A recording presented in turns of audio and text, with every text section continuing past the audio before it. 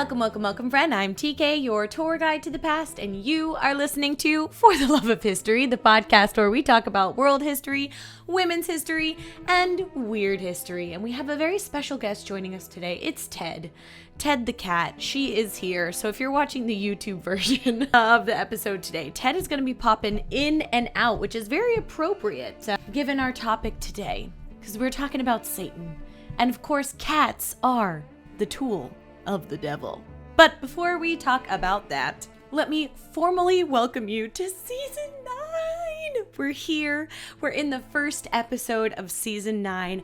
I am so happy to be back. I hope that you've missed me because I've missed you too, and I don't want this to be a one-sided relationship, but I hope it's not.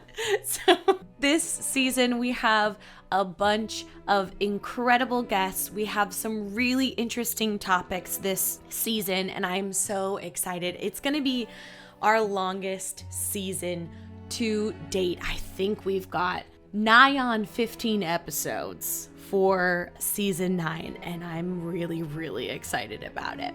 So before we get into our topic of Satan, Beelzebub, Old Scratch, and Lucifer, let's do a little bit of housekeeping. The first order of business is new merch. So if you're new to the podcast, maybe you don't know, but Ted is our newest rescue kitty, and she definitely has the most personality. Last year, like 2 days before my birthday, 2 days after my birthday, I was on my way to the convenience store to go get a coffee. I had a little echo bag with me, and all of a sudden I saw this tiny little kitten on the side of the road. I scooped her up, put her in my little echo bag, came home, and she quickly stole the hearts of all of the history BFFs. And so I thought it would only be fitting for her to have her own shirt, since she has become kind of a official, unofficial mascot for the podcast. So you can see all of the absolutely adorable merch designs that are on the merch website. All of that will be linked in the show notes below. I worked with the incredible Adi Miyako to create this design, and I'm so happy with them. It's got Ted as a little Maneki Neko cat, and it's so adorable. So go ahead and check that out. Second order of business. The fundraiser for the For the Love of History podcast app is still going strong. So we are raising money to start an app that is going to integrate into the show, integrate into the podcast as like kind of a game scavenger hunt community app for us history BFFs. There's going to be quiz games after each podcast episode where you can win history points. There's going to be hydration check-ins so that everyone can make sure they stay hydrated. There's going to be lots of fun things on there, and anybody who donates gets to be a beta tester for the app when we finally reach that fundraising goal. So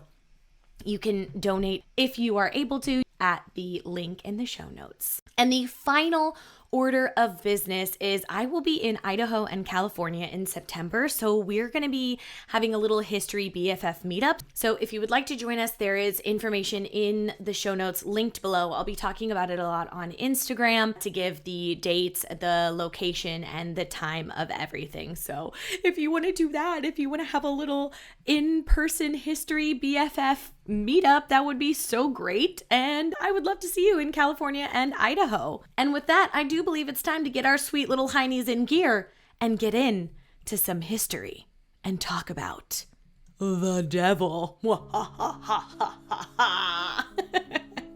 So grab your pitchfork and your fiddle if you got one, and let's get to it.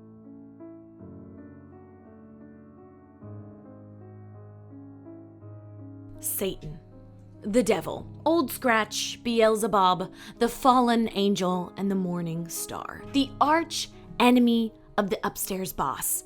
The Prince of Darkness has gone by many a name, and we have come across him here on For the Love of History from the very beginning, from the excommunication of cats, the history of Halloween, the history of witches. We have had the devil pop up all over the place. So I thought it was about time that we learned who this fellow was and what he's all about. Where does he come from? Why does he have so many names? And what did women do to make him want to possess us so much? Today we'll be looking into all of that and more as we go through the long and sometimes complicated history of Satan. When it comes to religions, Judaism and Christianity are relatively new. Zoroastrianism has them both beat by like 2,000 years. But Satan is like celebrity level when it comes to religious characters. I mean, you don't have kids and adults dressing up like the Zoroastrian version of the devil for Halloween, which would be super, super cool, but he's just not as popular as Satan. So if these religions have only been on the scene for the last 2,000-ish years, why is it that Satan is one of the best known characters in Western religion and religion in general, really? To answer that question, we've got to go back into the time machine to when the Bible was first being created. Initially, the Bible was just a bunch of different books, scrolls, really, and it wasn't written all at once, but there are a bunch of these scrolls that got put together and canonized, which means made official in the eyes of a church. Now, canonization is a whole other thing that we don't really have time for now, but just know that there are a lot of different versions of canonization, and they are interesting to say the least. We have a little Patreon bonus episode out right now about the book of Enoch, which is one of the rejected books from the Old Testament, and that has giant people-eating monsters and very naughty angels that teach humans witchcraft and magic and makeup as well. So if you're interested in that, you can head on over to Patreon and take a listen. But I digress.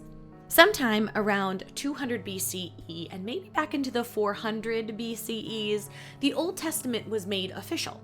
And depending on who you ask, the number of books in the Old Testament changes. There's 39 if you're Protestant, 46 if you're Catholic, or if you're Orthodox or Jewish, there are different numbers of books.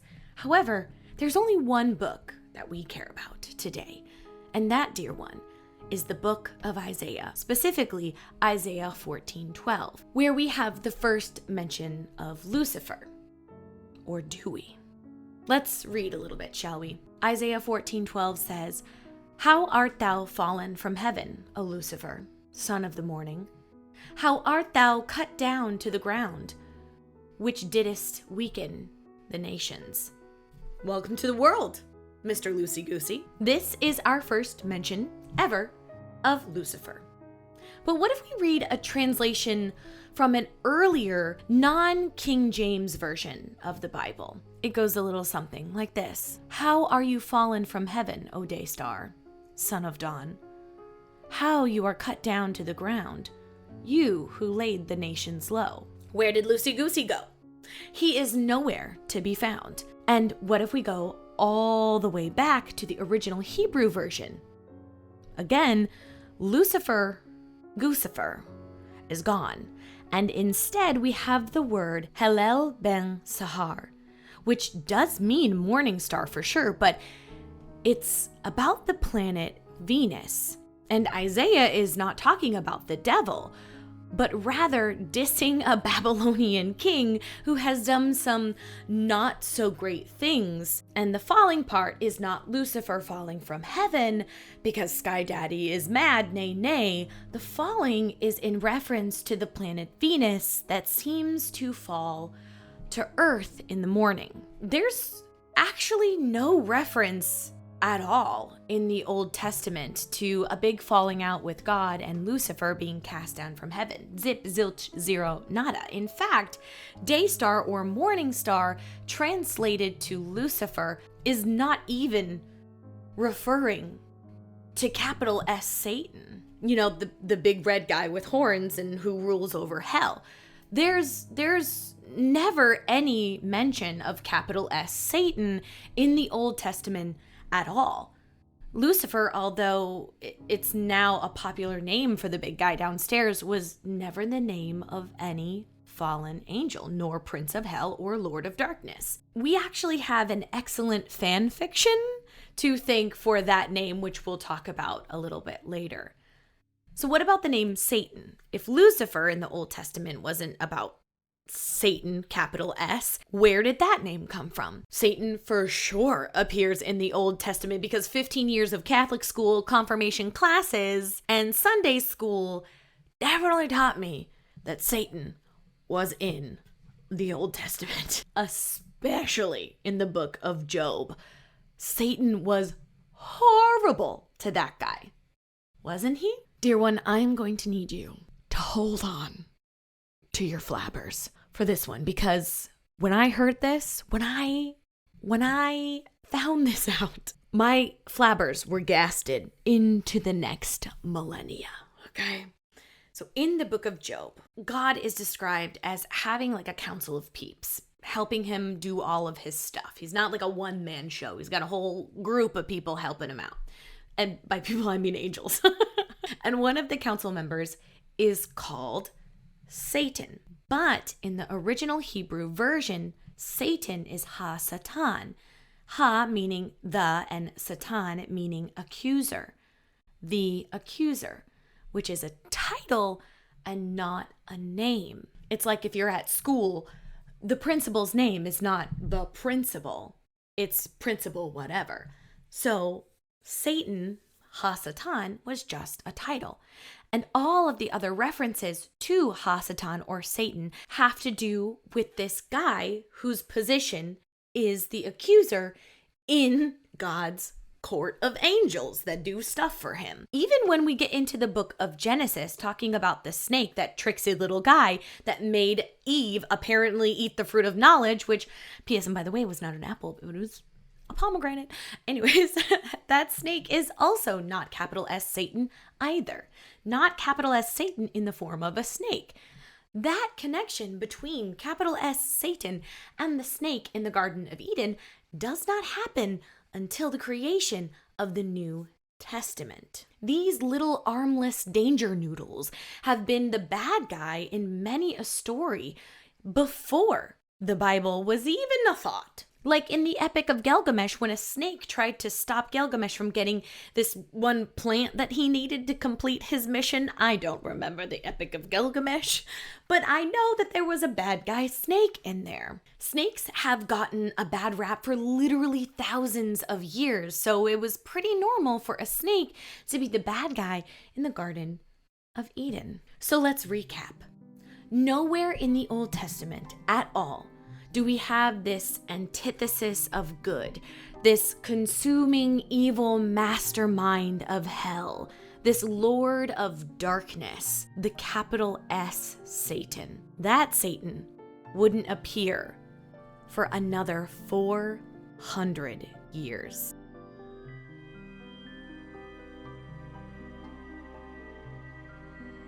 Religions and cultures are always mixing. No one and nothing exists in a vacuum, and Christianity and Judaism are no exception. During something called the Second Temple period between 516 BC and 70 CE, both were heavily influenced by Zoroastrianism, especially when it came to the idea of evil and the embodiment of evil. In the Zoroastrian religion, there was an evil antagonist, Engra Mainyu, who laid the foundation for the capital S Satan of Christianity and Judaism, as being this main adversary of God. But Satan's character development had just begun. When the New Testament was written in Greek between 50 CE and 120 CE, the Hebrew Ha-Satan was translated into the Greek diablos, which meant slanderer, which is very similar to accuser. And this Greek diablos is where we, in the English language, get the word for the devil. So that's where the devil comes from. So now we have Lucifer, we've got Satan, Ha-Satan, and we now have the devil. There's 3 names. The idea of Satan as the opponent of God solidifies during the Second Temple's period and shows up all the time in the New Testament. The New Testament is where we get all of these new juicy bits about Satan. Instead of being some random angel dude on God's court of people, Satan, now capital S Satan, becomes his own character. Satan gets all of these crazy new superpowers, like being directly responsible for all illnesses and diseases, including fever, leprosy, and arthritis. Satan also got turned into a 7-headed demon, and he absolutely annoyed the shit out of Jesus with his many attempts at temptation. Satan also gets a legion of demons that do his bidding, because Satan gets locked up in the underworld for 1,000 years, but he can control all of his demons, and that's how he's able to do all of his stuff, and he uses these demons to possess people and make them do his bidding, which is classic Satan behavior. And finally, in the New Testament, Satan gets a promotion. In Hebrews 2:14, he is described as, quote, "he who holds the power of death." So now, Satan is not only a shape-shifting 7-headed dragon, a harbinger of disease and illness, but now he holds domain over death and a legion of demons that do his bidding. So he's like OP as hell. He's just overpowered. And one of Satan's kind of final evolutions is around the 2nd century CE. Both Christian and Jewish religious leaders started getting really into this whole Satan thing, being connected to the serpent in the Garden of Eden. And then, because Satan was now connected to the serpent in the Garden of Eden, they began assigning Eve, as in Adam and Eve, that Eve, with the role of primary sinner. And do you hear that? Off in the distance, dear one? Chugga, chugga, chugga, chugga, chugga, chugga, chugga, choo, choo. Oh, yeah. That's right. It's the misogyny train rolling in to what the fuck station. Because also during the 2nd century CE, we have some truly garbage humans who start saying some absolutely bonkers stuff. So our first garbage human of the season, that award goes to Tertullian, who was a church father in the 2nd century CE, who claimed that through Eve, all women were the devil's gateway. And from this stems the witch trials, hysteria, mental illness being confused for demon possession, women not being able to take certain positions in some churches, subjugation, removal of certain rights as human beings, and the list goes on and on. And because women are apparently the devil's gateway, we are the ones that also become easily possessed. And that idea held literally forever. It's even apparent now. I mean, just look at scary movie culture. The vast majority of people being possessed in scary movies are women. And one of the people that we have to thank for that is that very stupid man, who I'm not even going to repeat his name because it's not worth mentioning, from the 2nd century CE. It's all his fault, but I digress. Depending on who you ask, the New Testament was canonized sometime around the end of the 4th century. We're talking 380, 400-ish CE. God, Jesus, and Satan all had their respective superpowers, and the eternal struggle between good and evil began officially. But what we didn't yet have at the time was the image of the Prince of Darkness. He wasn't really described in the New Testament except when he's a dragon. One of the first surviving depictions of Satan, if not the first, is a mosaic from the 6th century in the Basilica of Saint Apollinare Nuovo in Italy. This is just a long Italian name. And if you're watching this episode on YouTube, you will see the picture that I'm talking about. I'll have it up right here. But if you're listening, let me describe it to you.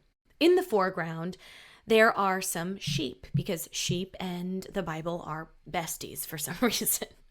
But behind these sheep are 3 dudes. One on the left is in a red robe and he has wings. The one in the middle is in a purple robe with no wings. And the one on the right is in blue with wings. Can you guess which one is Satan? Is it red, purple, or blue man? I'll give you a second to think. Did you guess red? Because I most certainly did when I first saw this image, but it's actually The blue guy. The freaking blue guy. And I hear you right now, but TK, isn't the devil red? Why, yes, my delicious donut. He is. But not back in 500 CE. And this is not the only early image of Satan that has him blue. There's a bunch of other mosaics and pieces of art that depict him as being blue. And from what archaeologists can gather, this is because of the influence of the Egyptian god Bes, who is often depicted as having bluish skin. And all I can think about right now is the Avatar movie with the tall blue aliens. It's just a planet full of like 6th century Satans just walking around all over the place. Because apart from the first mosaic, most depictions of Satan from the 6th century up until the medieval period, he's pretty much always depicted as some sort of snake, goat, animal, demon thing with a very large pepe. I don't know if you remember, but in Greek society, big pepes meant that you were big dumb. And also, artists took a lot of inspiration for the creation, the depiction of Satan from the god Pan, who was a little goat fella with a very large phallus. So how do we move from big peepee goat man member of the blue man group Satan to red horned, sometimes appearing as a sexy ripped man who's also vaguely sexual Satan? To find the answer to that question, we must first go to the in-between time, when Satan had two faces, one on his face and one on his booty hole.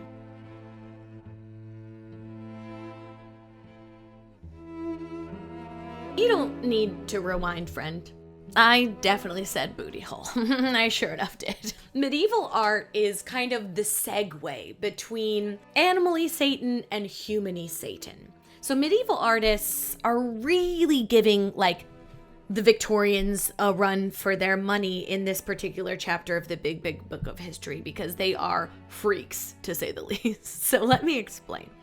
During the medieval period, it was generally believed that demons were the exact opposite, a complete abomination of human beings. And human beings, being in the image of God, had their faces on their face, where their face should be, on the front of their head. But demons, specifically Satan, they were the antithesis of everything good and right. So they had faces, but they also had faces on their butts. Their butt cheeks were their cheeks. And this is like a deep cut. If you have been For the Love of History BFF for a while, you'll know about the excommunication of cats episode, where it was believed that people, specifically women who were witches, would have to kiss the butthole of the devil, which actually was his second face, in order to make a covenant with him and become a witch. So they weren't kissing his little chocolate starfish per se, they were kissing his mouth that was in the place of his chocolate starfish. This face butt Satan would continue to... I'm sorry, I'm still laughing at face butt Satan. Okay. Whew. So the face butt Satan would continue to be the go-to image of Satan until a fanfic like no other popped onto the scene. Dante's Inferno. And if you went to high school in the United States, you probably had to read at least a portion of this in your literature class. I know I did. But let's take a look at what it was. In 1321, Dante Alighieri took us on a journey of epic proportions, radically changing how the Western world saw Satan and hell. A lot of pop culture about Satan today actually comes from this poem more than it does from either of the Bibles. Dante takes the reader on a private tour through Christian hell. The Bible gives a little bit of information about hell, saying it has unquenchable fires, but Dante, this mad genius, gives us 9 extremely different levels of hell with their own unique flavor of debauchery and darkness. And in the center of all that chaos and violence, we have a new image of Satan.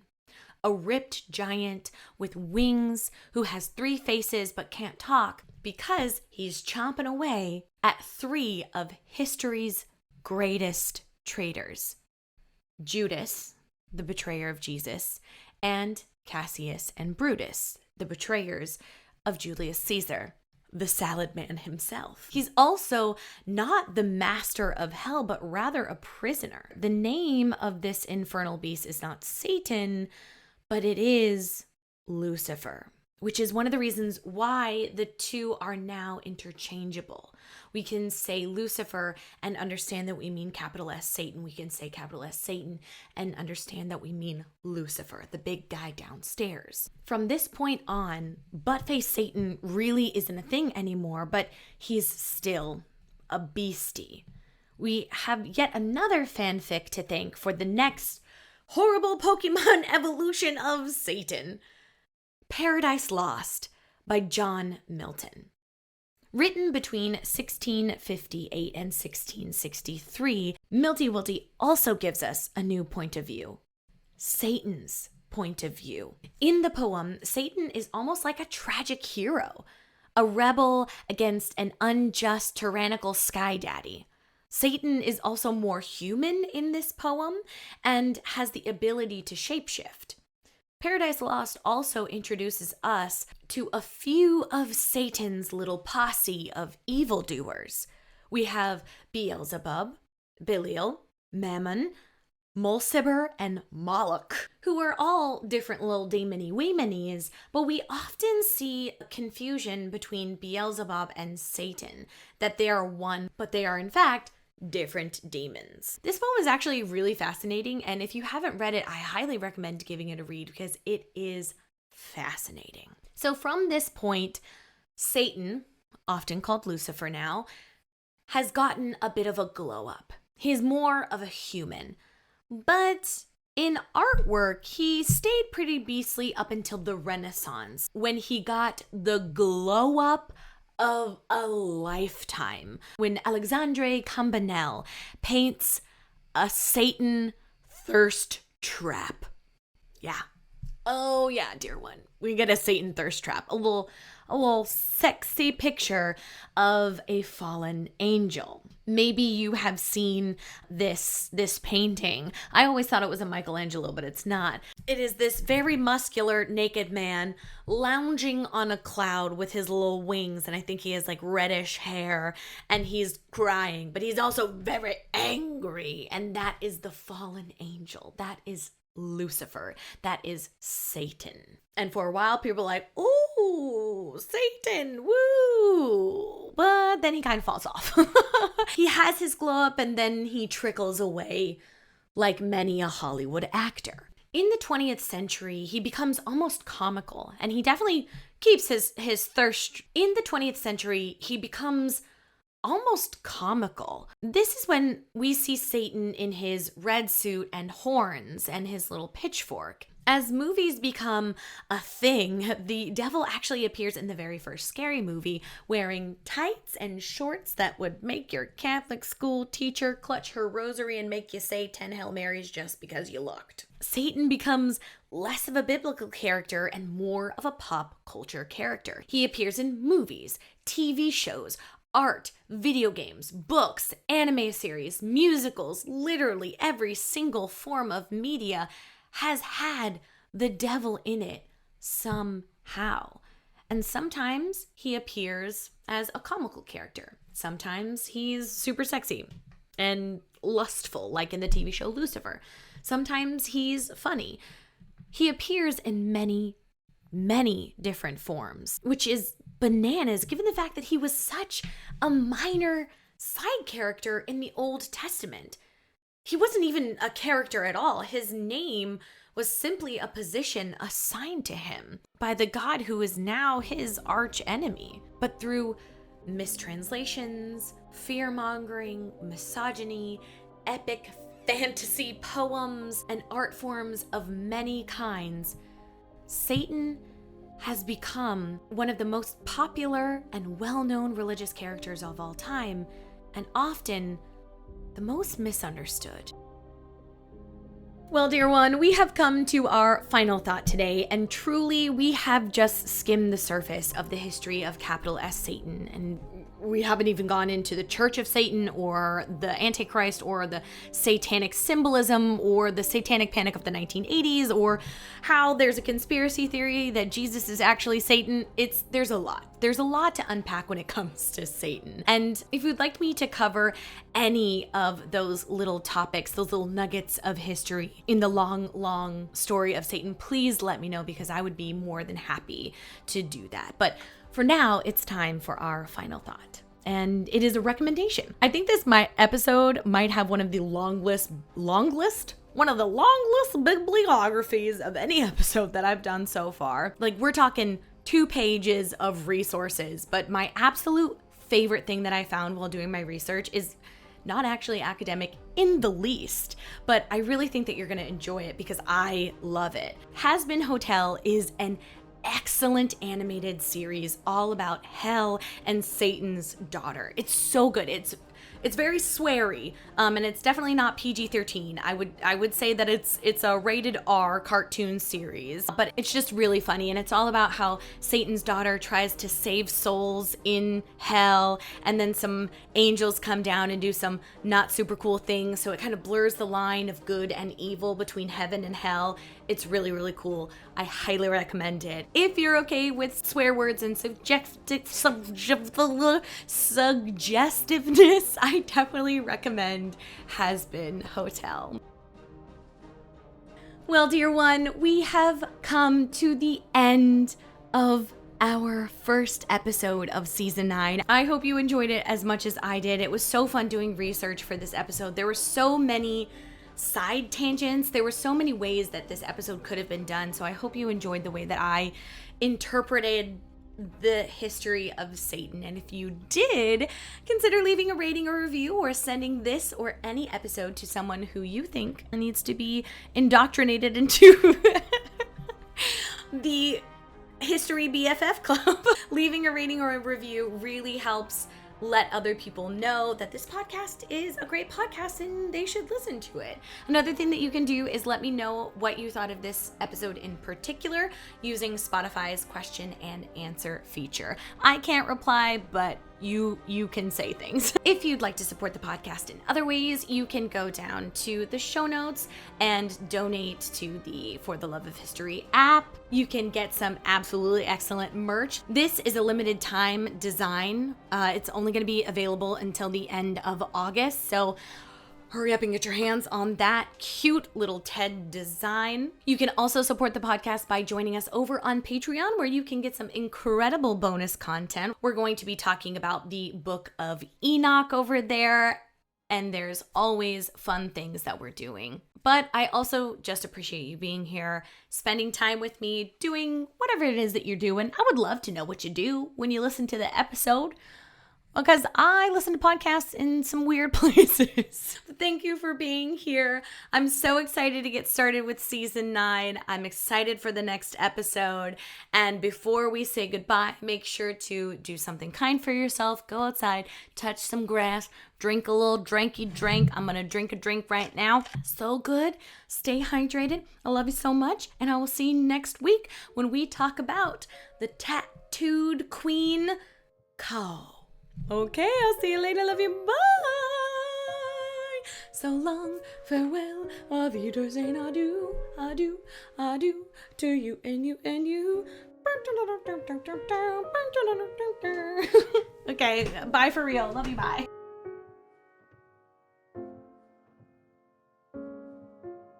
We're back, we're back, we're back, we're back, we're back, we're back, we're back. I'm so excited that we're back. I am happy, I'm ready. I'm happy, I'm ready. All day long I have had this song stuck in my head. Oh, oh, oh, oh, dun, dun, dun. No, you're just gonna Godzilla the camera. That's fine.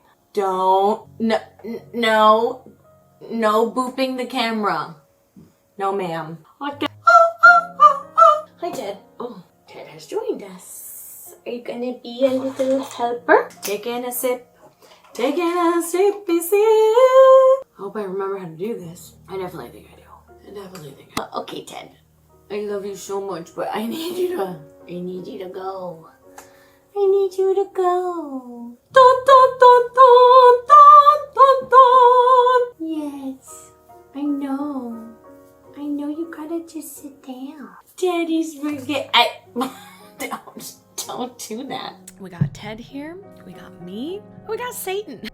Is this okay? I'm just scratching. All right, you can just be there. Hey, you. Okay. Oh, jeez, Ted, I've got your hair everywhere. I think we're good.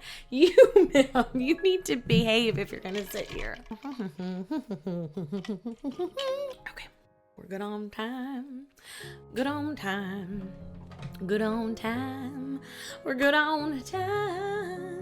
Okay, are you ready?